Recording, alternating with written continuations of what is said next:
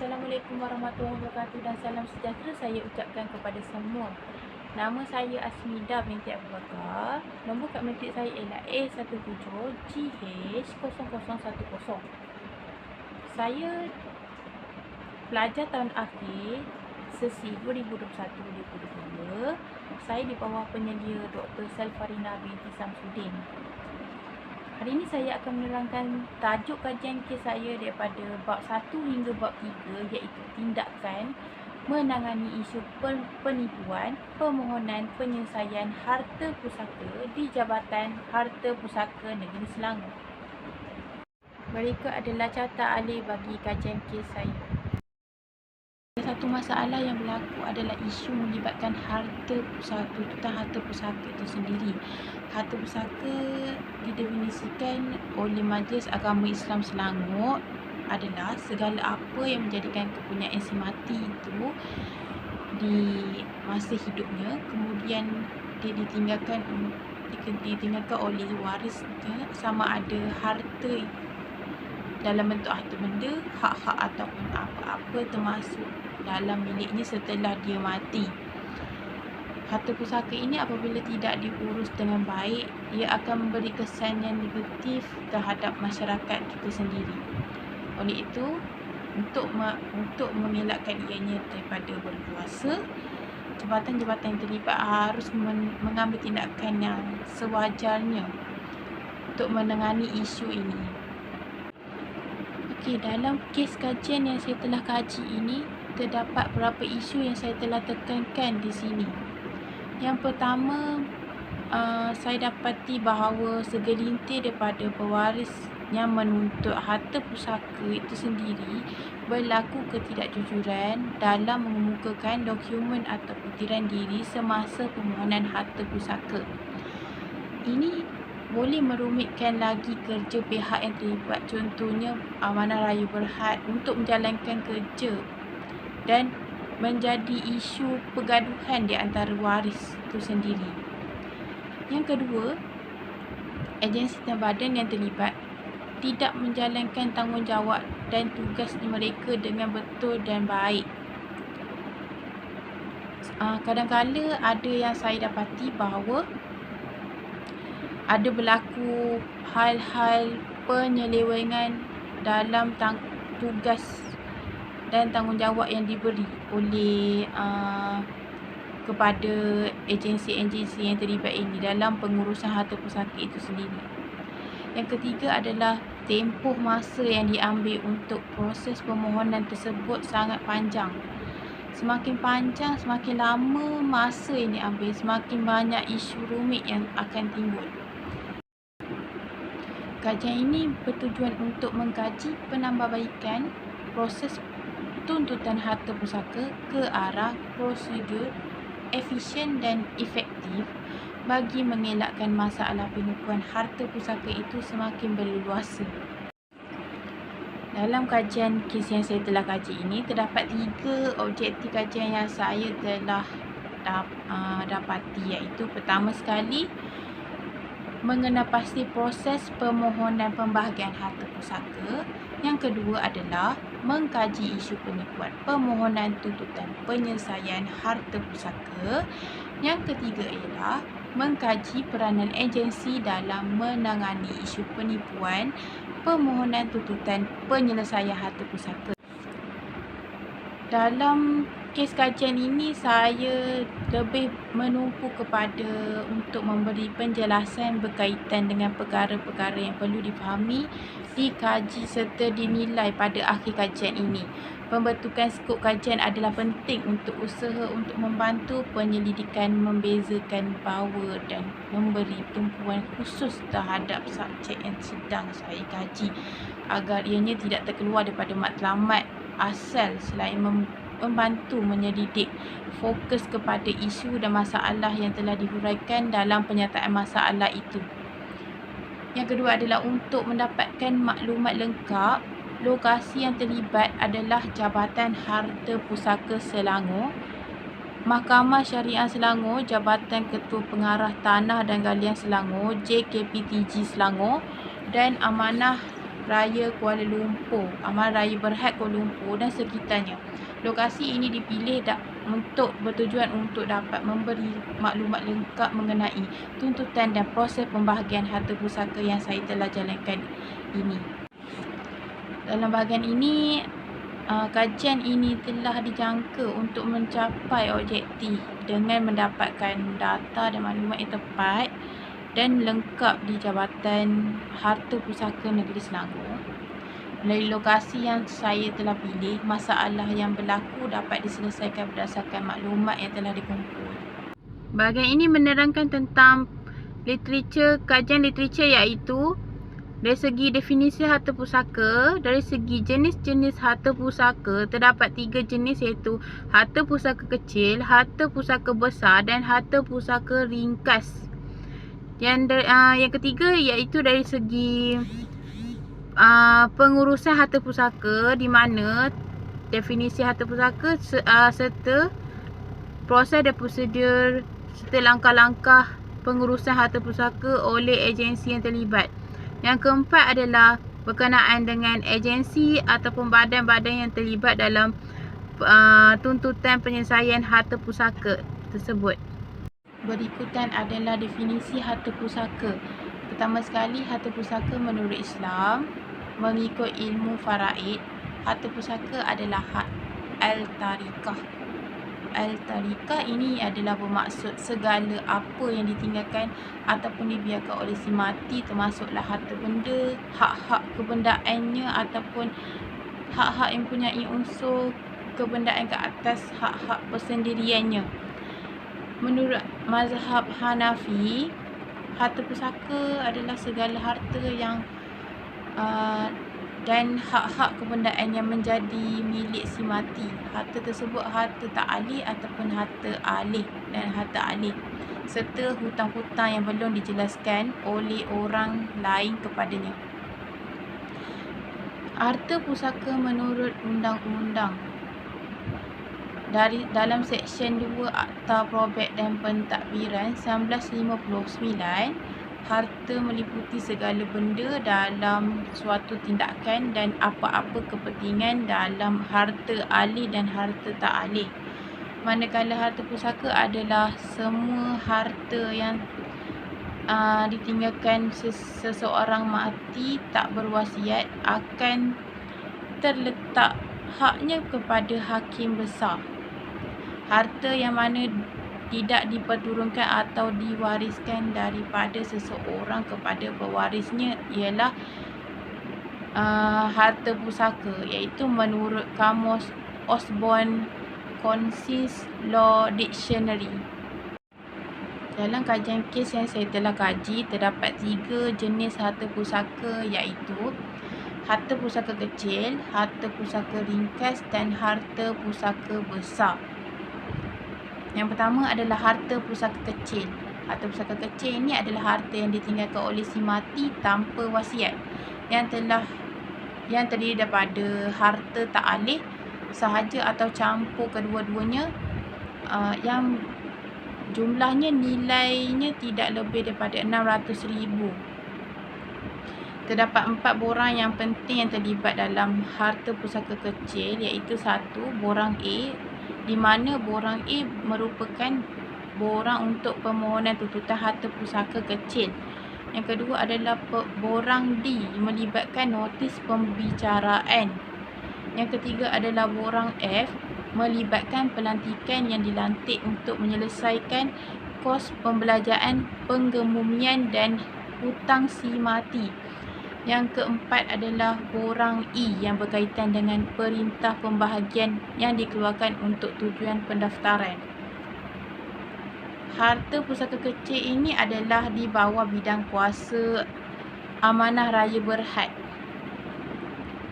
Yang kedua adalah harta pusaka ringkas. Harta pusaka ringkas ini adalah jumlahnya nilai tidak lebih daripada 600,000, yang terdiri daripada harta tak alih sahaja tanpa wasiat seperti wang tunai, saham, KWSP, ASN, ASP, kereta, wang simpanan, serta sebagainya, yang dibuat ianya dibuat melalui pegawai pentadbir pusaka ataupun pengarah Perbadanan Amanah Raya Berhad. Harta Pusaka Ringkas ini berkaitan dengan Akta Probek dan Pentadbiran 1959 yang memberi kuasa kepada pegawai pentadbir itu sendiri ataupun pemegang amanah raya untuk mentadbir dan menyelesaikan harta pusaka ringkas ini tanpa perlu membuat permohonan surat kuasa tadbir kepada Mahkamah Tinggi Sivil.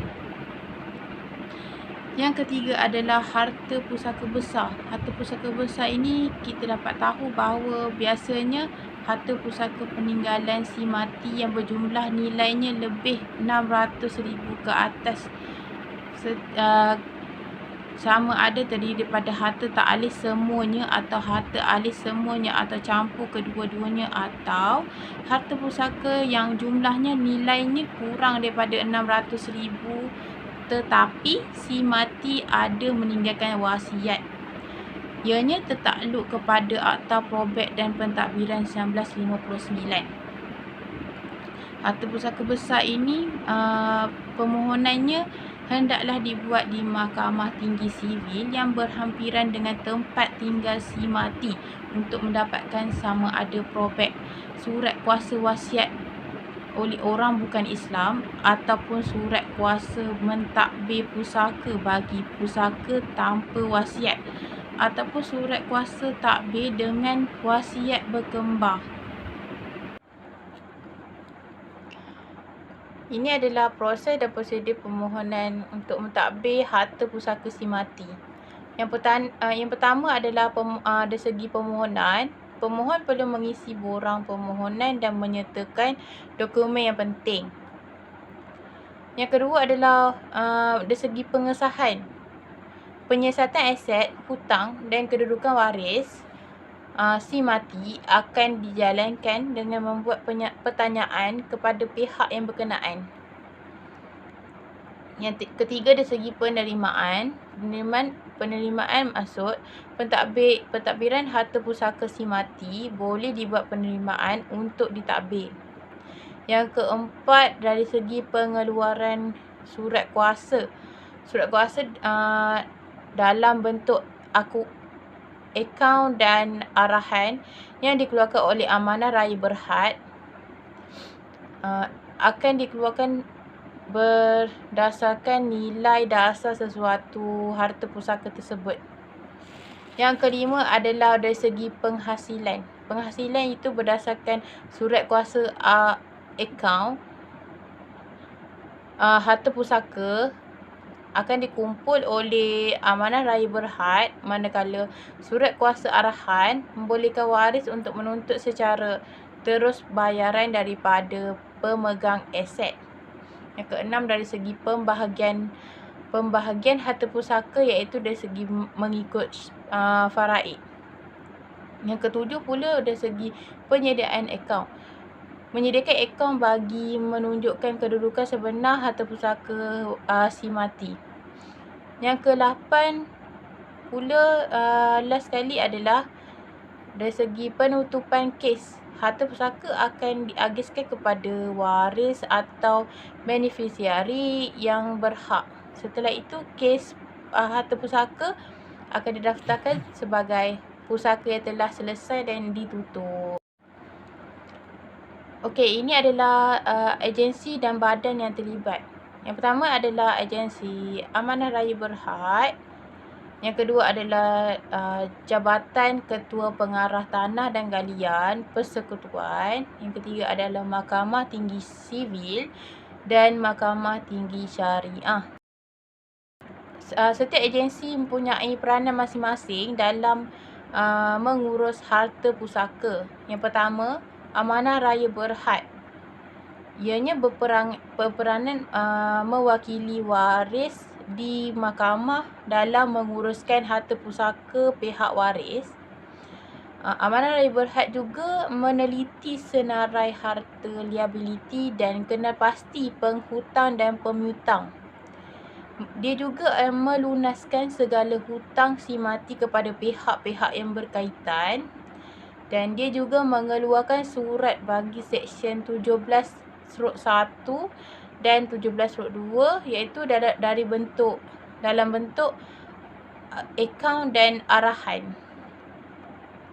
Yang kedua, dari segi agensi Jabatan Ketua Pengarah Tanah dan Galian Persekutuan, ianya berperanan untuk mentadbir mentadbir harta pusaka tak alih atau campuran antara harta tak alih dan harta alih yang nilainya lebih kurang RM2 juta dan ke bawah, serta ianya untuk mengurus permohonan pembahagian harta pusaka kecil dengan cekap dan adil mengikut Akta Harta Pusaka Kecil dalam pembahagian harta pusaka 1955.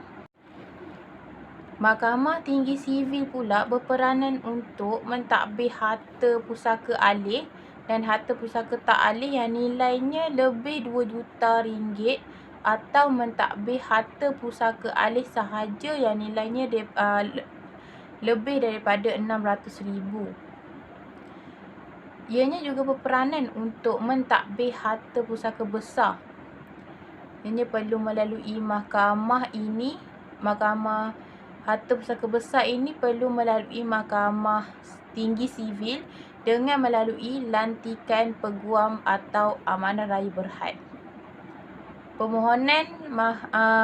Permohonan dibuat di Mahkamah Tinggi Sivil adalah untuk mendapatkan surat kuasa mentadbir. Yang keempat ialah agensi yang terlibat adalah Mahkamah Tinggi Syariah. Mahkamah Tinggi Syariah ni adalah untuk menentukan kesahtarafan seorang anak. Yang kedua, mengesahkan sesuatu akad perkahwinan. Yang ketiga, menuntut harta sepencarian. Dan bidang kuasa Mahkamah Syariah pula adalah mempunyai kuasa untuk mendengar pertikaian mengenai sepencarian orang-orang Islam, memutuskan sama ada suami ataupun isteri berhak terhadap harta itu dan menentukan kadar pembahagian masing-masing di pihak yang berhak. Ianya juga mempunyai kuasa untuk menentukan sama ada sah ataupun tidak wasiat itu, wasiat, hibah dan wakaf yang dibuat oleh seseorang Islam menurut hukum syarak jika terdapat perkara yang berbangkit semasa tuntutan harta pusaka si mati dilakukan. Dalam bab 3 iaitu mengenai metodologi, terdapat 5 langkah iaitu dari segi pendahuluan. Pendahuluan adalah untuk menganalisis masalah yang dihadapi serta menetapkan objektif kajian, skop kajian, kepentingan kajian, matlamat kajian dan serta metodologi kajian. Yang kedua adalah mengenai kajian literatur. Kajian literatur ini adalah sumber-sumber di mana terdapat 2 bentuk sumber diperolehi, iaitu sumber premier ataupun sumber sekunder. Yang ketiga adalah kaedah pengumpulan data. Yang saya telah gunakan adalah kaedah kualitatif, iaitu kaedah temu bual untuk mendapatkan data mengenai harta pusaka ini. Yang keempat, berkenaan dengan analisis data yang saya gunakan. Data-data yang diperolehi akan dikumpul, disusun dan dianalisis bagi menghasilkan rumusan. Rumusannya adalah objektif dan matlamat kajian dapat dicapai. Dalam kajian kes yang saya telah jalankan ini adalah antara rujukan utama yang saya telah gunakan, di mana terdapat sumber-sumber daripada laman web rasmi Majlis Agama Islam Negeri Selangor, dan terdapat juga sumber dan daripada artikel dan jurnal berkaitan dengan pembahagian harta pusaka, serta terdapat juga pandangan ulama berkaitan dengan harta pusaka itu sendiri.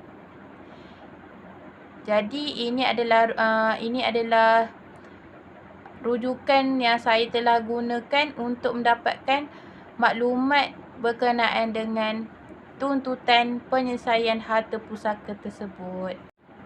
Dalam kajian kes yang saya telah jalankan ini adalah antara rujukan utama yang saya telah gunakan, di mana terdapat sumber-sumber daripada laman web rasmi Majlis Agama Islam Negeri Selangor,